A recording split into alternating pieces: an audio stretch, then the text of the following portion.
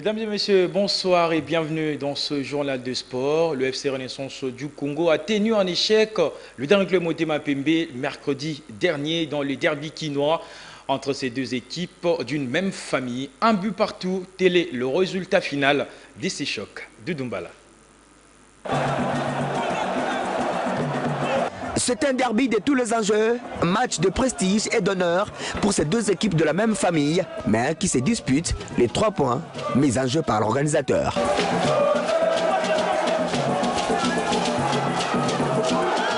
Il ne faut donc pas être fragile derrière. C'est ainsi que Kiki Makengele, l'entraîneur rennais, bloque sa défense avec Matampi Vumilei dans le perche du FC Renaissance du Congo. Titularisation qui n'empêche pas au Daring Club Motema Pembe de trouver le chemin de filet sur un parfait service de William Likuta, Airo Romanov, Carter, Fizi à bout portant, l'international portier congolais.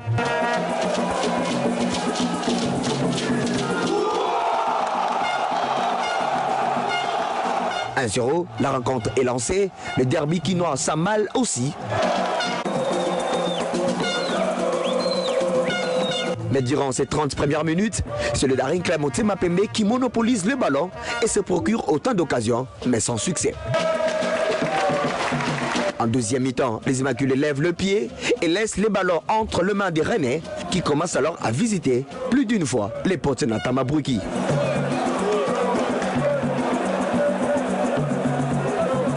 Sentant les dangers venir, Isaac Ngata, l'entraîneur vert et blanc, sort à Soumani pour former les juniors. Mais trop tard, puisque les Oranges vont poursuivre leur légère domination jusqu'à obtenir ces corners qui donnera lieu à une faute de main dans la surface de vérité. Penalty indique l'arbitre Jean-Jacques Ndala.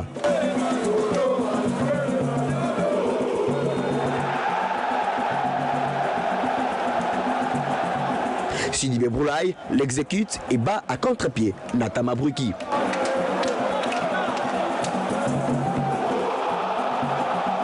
Un but partout, les matchs deviennent de plus en plus équilibrés et les verts et blancs sont saisis à la culotte jusqu'à la fin de la partie. Et justement, en rapport avec ces chocs, sachez que la sécurité était au rendez-vous malgré quelques actes non négligeables. Si vous avez été absent, profitez-en en tout cas pour vivre en image les à côté de cette rencontre.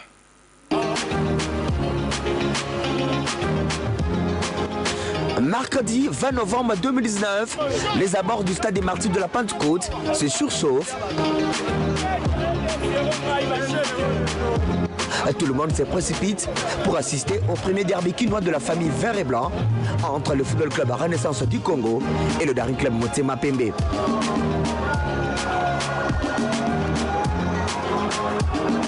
Mais pour y accéder, il faut débourser une somme de 3000 francs congolais pour se tailler une place au pourtour, ou plus, pour ce qui concerne les tribunes. René et Immaculé s'acquittent bien de cet étage sous la surveillance de la police nationale congolaise et quelques éléments des forces armées de la République démocratique du Congo. Mais un constat malheureux est à soulever. En pareille circonstance, les inciviques et badauds profitent parfois de l'inattention de la sécurité pour escalader les murs, chose déplorable par l'organisateur. À cet instant, chez les Oranges de Kinshasa, l'ambiance monte, l'animation aussi. Même ambiance chez le vert et blanc de Kinshasa, appelé désormais Banadora. Les bus du Daring Club Motema Pembe arrivent au stade des Martyrs. C'est la liesse dans le chef des Motema Pembe. Et à bon père de famille, le président des coordinations du Daring est lui-même présent. Vide Chimanga veut s'assurer que ces hommes sont en bon état d'esprit pour démarrer cette rencontre. Le Rennais, pendant ces temps, choisissent le camp de l'SV Club pour assister à cette rencontre, un de derby de prestige. Un choc qui verra malheureusement ni vainqueur ni vaincu après 90 minutes. Résultat satisfaisant pour les Banafibo qui engagent 1 point, alors que chez l'adversaire, c'est la frustration de partager le point. Conséquence, même leurs propres joueurs sont pourchassés à la fin de la rencontre par des jeux de projectiles Ainsi s'est clôturé ce derby entre Renaissance et Daring Club Motema Pembe. Le rendez-vous est pris pour la phase retour. C'était vraiment un derby quinois. Et la situation au classement provisoire de cette compétition de la Ligue nationale de football. Voilà, le premier, c'est Mazembe qui mène la danse avec 25 points, suivi de l'AS Vita Club de Kinshasa à 24 points. Le Daring Club Motema Pembe vient à la 3e position avec 21 points.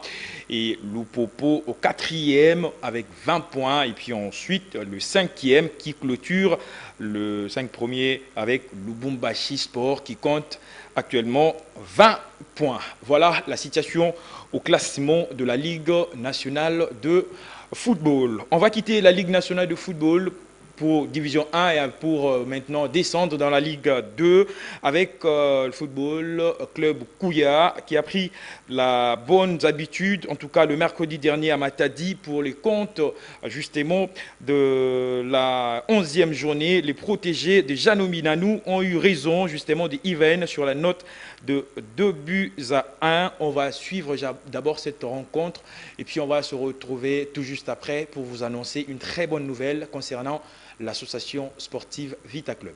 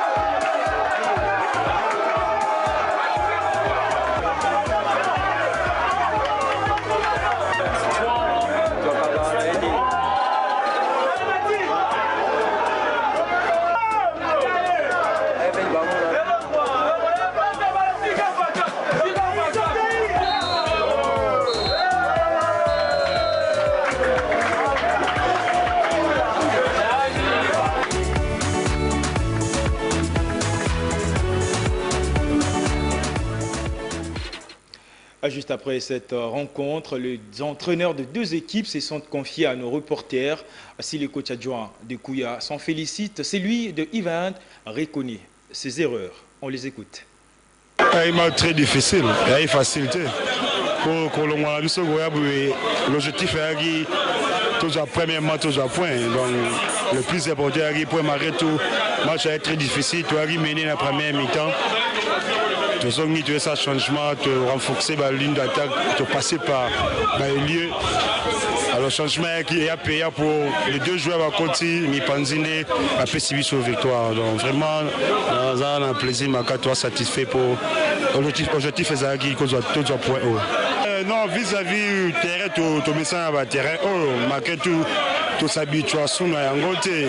Et c'est au moins un peu difficile, mais quand tu es là bas,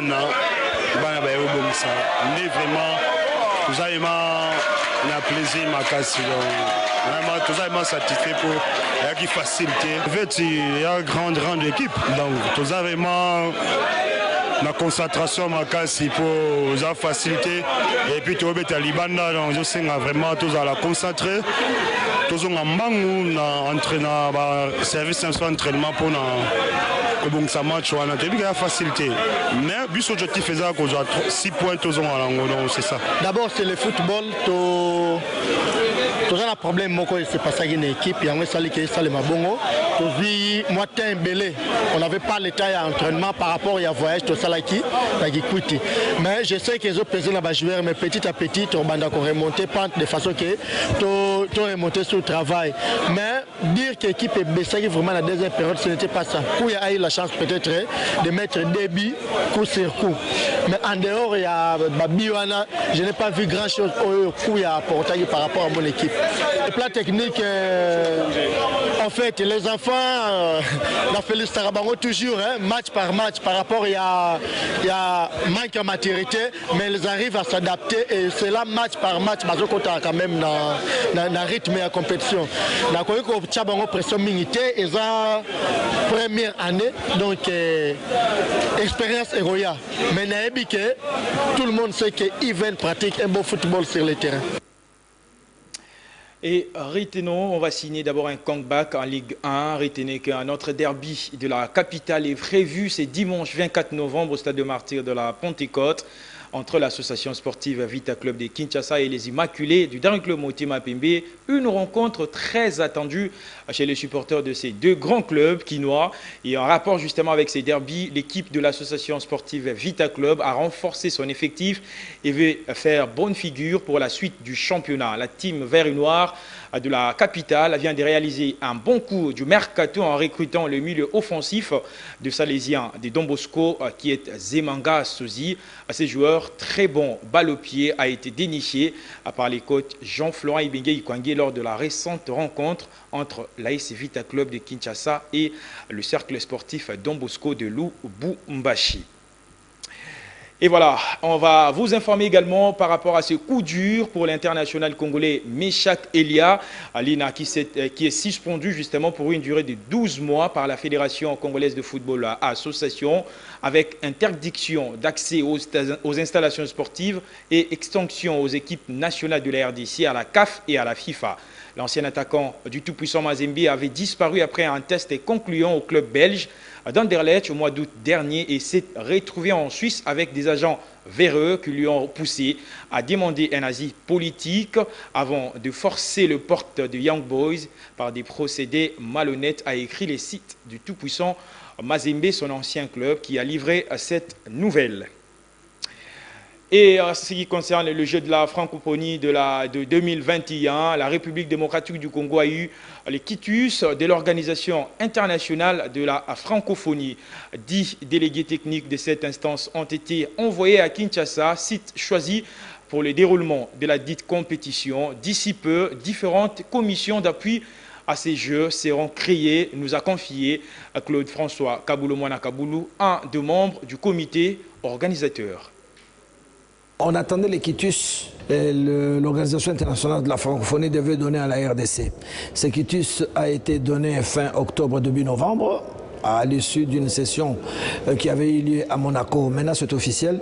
Donc, la RDC est désignée comme organisateur principal de l'unique d'ailleurs, de 9e jeu de la francophonie. Ça y est, l'Organisation internationale de la francophonie a finalement donné l'aval à la République démocratique du Congo d'organiser le 9e jeu de la francophonie, dont les hostilités démarrent le 23 juillet 2021 et se referme le 1er août de la même année. Aussitôt que l'équitus a été donné, le comité international du jeu de la francophonie a délégué des représentants, des délégués techniques qui sont descendus à Kinshasa. Donc maintenant nous avons la main dans la pâte et nous avons commencé à travailler. Près de 5000 athlètes sont attendus à Kinshasa pour ce jeu. Quels sont alors les sites choisis et visité par les experts techniques de l'OIF? François Kaboulou-Mwana Kaboulou répond. Nous venons de recevoir plus ou moins 10 délégués techniques des différentes fédérations sportives nationales de sport. Ils sont venus pour faire un état des lieux. Nous avons visité les sites. Ils ont discuté sur les sites. On a essayé de valider les sites, de les examiner, de faire des remarques éventuelles.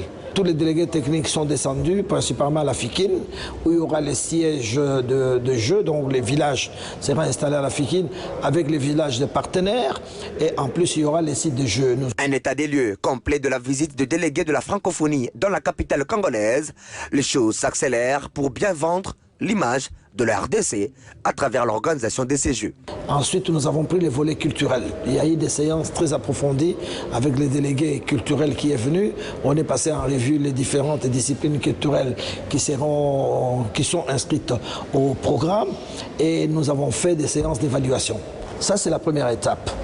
Maintenant, nous sommes en train de faire les rapports généraux et ensuite nous allons passer à l'installation des commissions parce qu'il y a 15 commissions. La RDC s'est donc résolument engagée dans le préparatif de cette 9e édition des Jeux de la francophonie. Il y revient alors au gouvernement de tout mettre en œuvre pour sa réussite.